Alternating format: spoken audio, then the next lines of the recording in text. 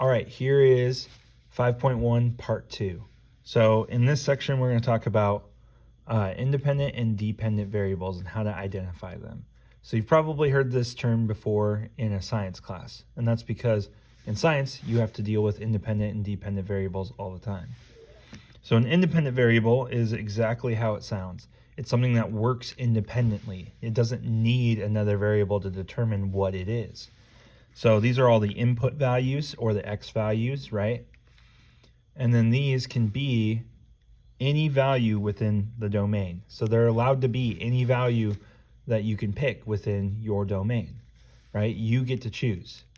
So the person who is running the experiment or doing whatever the story problem is saying, they get to choose what the independent variable is. They get to choose the value.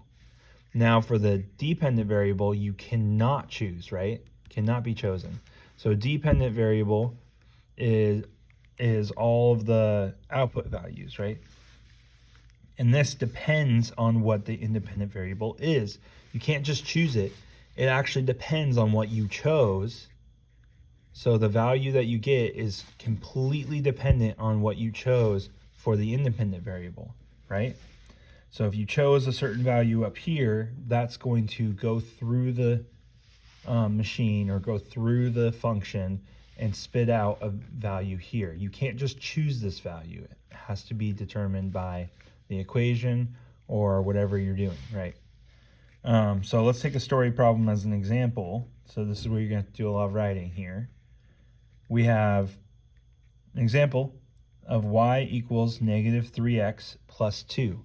And this gives us the amount of y in fluid ounces of remaining juice in a bottle after x times you've taken a drink. Okay, so let's go ahead and write that down. Pause the video if you need to write this down.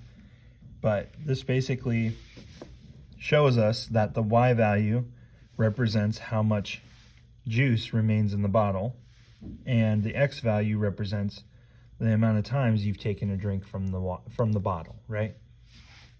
Okay, so let's go ahead and dissect this and see how we can define what the independent variable is. So the independent variable is obviously going to be our x value like we talked about before. It's our input values. So it's our x value. But more importantly, what we're trying to identify, if we're going to interpret this, we're not going to say it's just our x values, right? That's not really informative to the person who's reading this. You need to tell them what that is. So you're going to say the independent variable is the amount of times you've taken a drink because you can choose this amount, right? If I'm taking a drink of a bottle of juice, I get to choose how many drinks I take, right? I'm not bound dependent on how much juice I have, right? If I have like 5 drinks left, I can choose to take 1, 2, 3, 4, or 5 drinks, right? I don't have to take 5 drinks. I don't have to take 3. I don't have to take 1. I can choose how many drinks I take, right? So that's why it's independent. Doesn't matter it doesn't depend on anything. I get to choose as long as if it's within my domain, as long as if it's within the realm of possibilities, right? Now the same cannot be said for the dependent variable. The dependent variable is the juice remaining because this is dependent on how many drinks you've taken. So this depends, so the amount of juice remaining totally depends on how many times you've taken a drink, right? And that's true. If I have a bottle, I don't get to decide, I want this much remaining in my bottle. Well, no, I don't really get to choose that. I have to take a drink to change that, right? So I need to do something with my x value or my independent variable first to help change my dependent variable, right? It's dependent on the x value. So that's a good example to look at. All right, so I want you to do page 205, number 3 and 4. Numbers 3 and 4. Pause the video here and then come back when you're done. Okay, let's look at it. So 3 is asking you to say what the independent variable is and what the dependent variable is. So I need to look at this in the book. I forgot what this problem was. I think it's the one having to do with the moon, right? No, this one has to do, oh, this is the avocado one. Okay, perfect.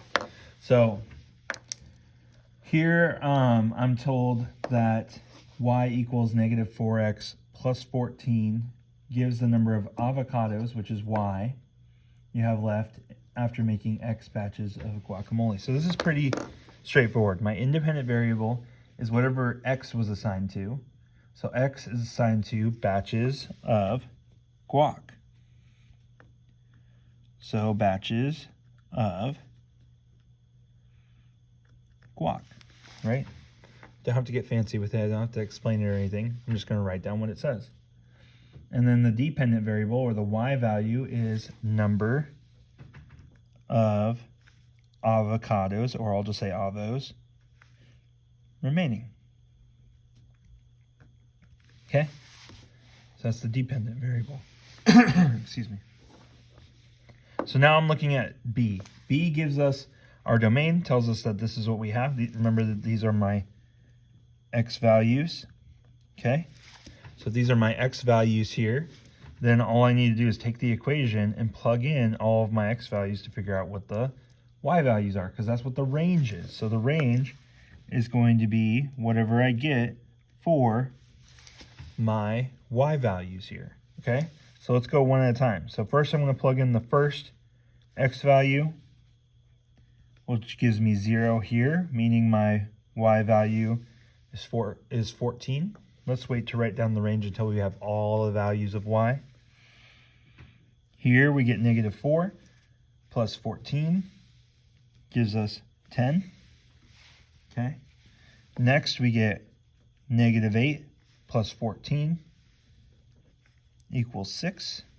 And then finally, negative 12 plus 14 equals 2. Okay, now that I have all of my y values, I'm just going to write them in order. I like writing them in order. You don't have to.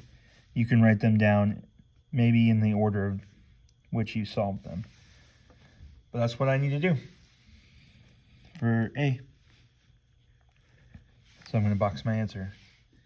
Okay, let's look at 4. So 4 tells us that we need to interpret the domain and range. So this is the moon example. So here my domain is going to be what all my x values are. Instead of saying what they are, it needs me to interpret them, right?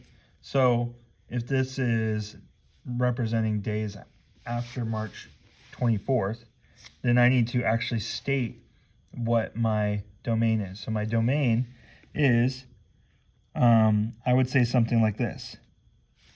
How would I state this? Because March 24th is right here, right? 0 days. March 25th, March 26th, March 27th, March 28th. So maybe I'll just list those. March 24th, 25th, 26th, 27th, and 28th. That's my domain, right? Those are all my possible values within my domain. And this is an interpretation of them. So I'm not giving the x values, I'm giving what the x values actually represent. And then the range is the same thing. It's the percentage. So I need to change each of these into a percentage, which means I need to move the decimal over twice for each one of these. Okay? So this represents the visibility, percentage of visibility. So this is 19%, 29%, 39%, 49%, and 59% visibility. Okay? And this is visibility of the moon, right? If I'm going to give the full definition of what we're measuring here, right? So this is how you interpret. You write down exactly what it means in the story problem, okay? So What percentage of the moon was visible on March 28th? Well, if we go to March 28th, which is this value right here, we can see that it was 59% visibility. And that's all you got to put for that one. That's pretty straightforward. All right, that's it for this section. You can go ahead and work on your homework.